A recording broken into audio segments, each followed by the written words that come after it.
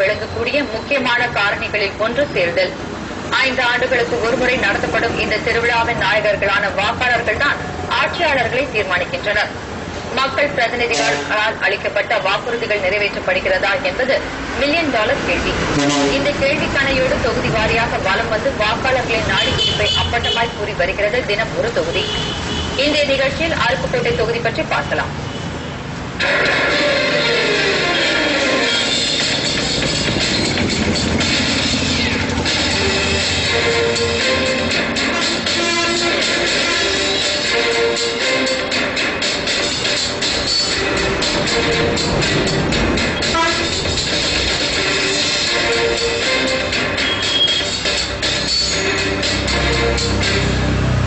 விருதுநகர் மாவட்டத்தில் உள்ள இந்த தொகுதியில் சுமார் 400 ஆண்டுகளுக்கு முன்பு மதுரையை ஆண்ட வீரப்ப நாயக்கர் கோட்டை ஒன்றை கட்டினார்.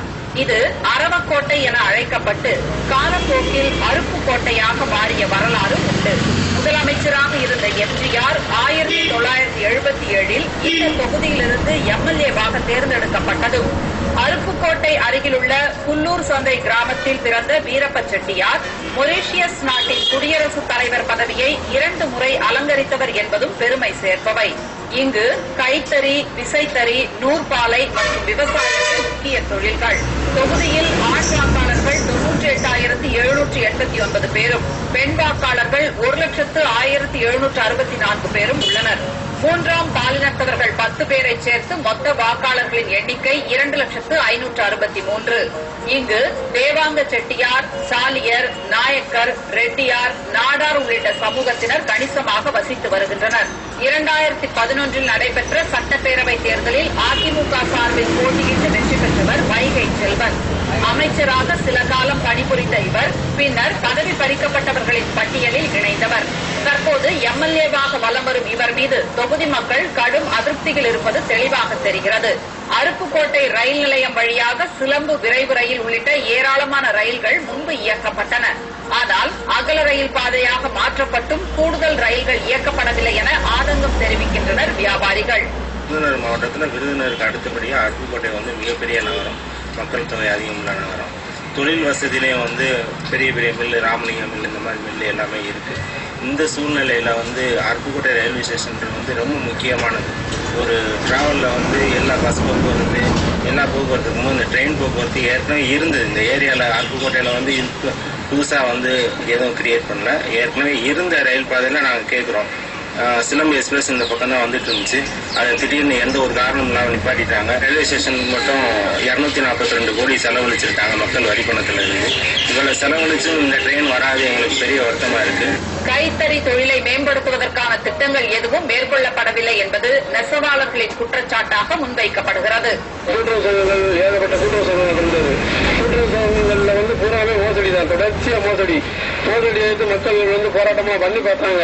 கடைசியில சொசைட்டி கூட்டுறவு சங்கத்தை இழுத்து மூடிட்டு போயிடுறாங்க. பிறகு பாத்தீங்கன்னா தனியார் அதை ஆக்கிரமிச்சுக்கிட்டாங்க. தனியார் மூலமா கொஞ்சம் ஓடிக்கிட்டு இருக்கு.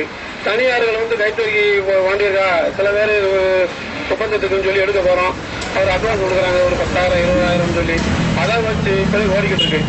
அரசு மூலமாக இயங்கக்கூடிய கூட்டுறவு சங்கங்கள் சுத்தம் அழிஞ்சு வச்சு. அது காரணம் அந்த இதை ஊக்குவிக்கணுங்கிற உணர்வுகள் அரசுக்கு இல்ல.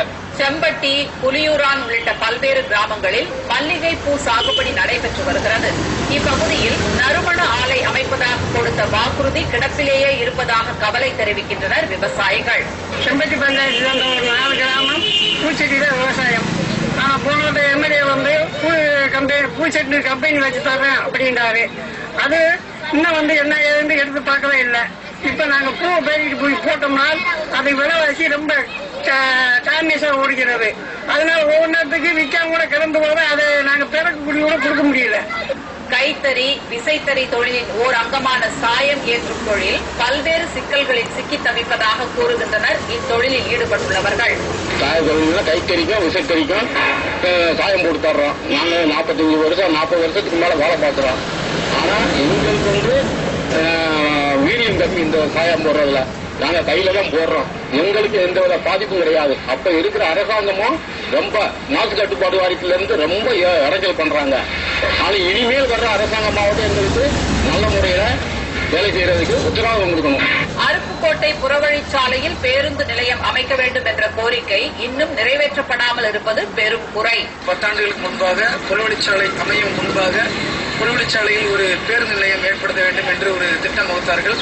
என்ன காரணத்தினாலும் அது செயல்படவில்லை. நகரில் நிலவும் குடிநீர் தட்டுப்பாடு, கண்மாய்கள் தூர்வாரப்படாமல் இருப்பது, சாலை, சுகாதாரம் உள்ளிட்ட அடிப்படை தேவைகளில் கவனம் செலுத்தாதது, தாமிரபரணி கூட்டு குடிநீர் திட்டத்தை விரிவுபடுத்தாதது என பல்வேறு தேவைகள், பிரச்சனைகளை தாங்கி நிற்கிறது இந்த தொகுதி. இதற்கு தீர்வு ஏற்படுத்த வாக்குறுதி அளிப்பவருக்கே வரும் தேர்தல் வெற்றியை பரிசளிக்கும். சன் செய்திகளுக்காக ராஜா, சங்கர் மற்றும் சாமிநாதன்.